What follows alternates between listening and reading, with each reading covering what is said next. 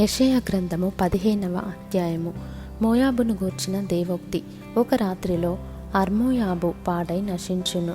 ఒక్క రాత్రిలో కీర్మోయాబు పాడై నశించును.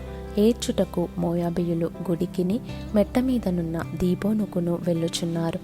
నెబో మీదను మేదెబా మీదను మోయాబీయులు ప్రలాపించుచున్నారు. వారందరి తలల మీద బోడితనమున్నది. ప్రతివాని గడ్డము గొరిగింపబడి ఉన్నది. తమ సంత వీధులలో గోనెపట్ట కట్టుకొందురు. వారి మేడల మీదను వారి విశాల స్థలములలోనూ వారందరూ ప్రలాపించుదురు. కన్నీరు ఒలకపోయుదురు.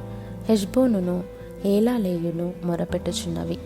యాహసు వరకు వారి స్వరము వినబడుచున్నది. మోయాబీయుల యోధులు కేకలు వేయుదురు. మోయాబు ప్రాణము అతనిలో వణకుచున్నది. మోయాబు నిమిత్తము నా హృదయము అరచుచున్నది. దాని ప్రధానులు 3 ఏళ్ల తరిపి దూడవలే సోయరు వరకు పారిపోవుదురు.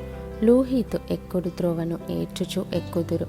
నశించితిమేయని ఎలుగెత్తి కేకలు వేయుచు హొరొనయీము త్రోవను పోవుదురు. ఏలయనగా నిమ్రీము నీటి తావులు ఎడారులాయెను. అది ఇంకనూ అడవిగా ఉండును. గడ్డి ఎండిపోయెను. చెట్టు చేమలు వాడబారుచున్నవి. పచ్చనిది ఎక్కడనూ కనబడదు.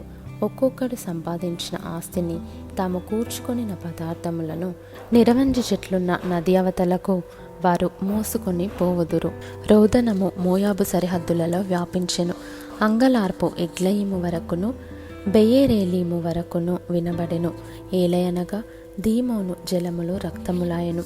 మరియు నేను దీమోను మీదికి ఇంకొక బాధను రప్పించెదను. మోయాబీయులలో నుండి తప్పించుకొనిన వారి మీదికిని ఆ దేశంలో శేషించిన వారి మీదికిని సింహమును రప్పించెదను.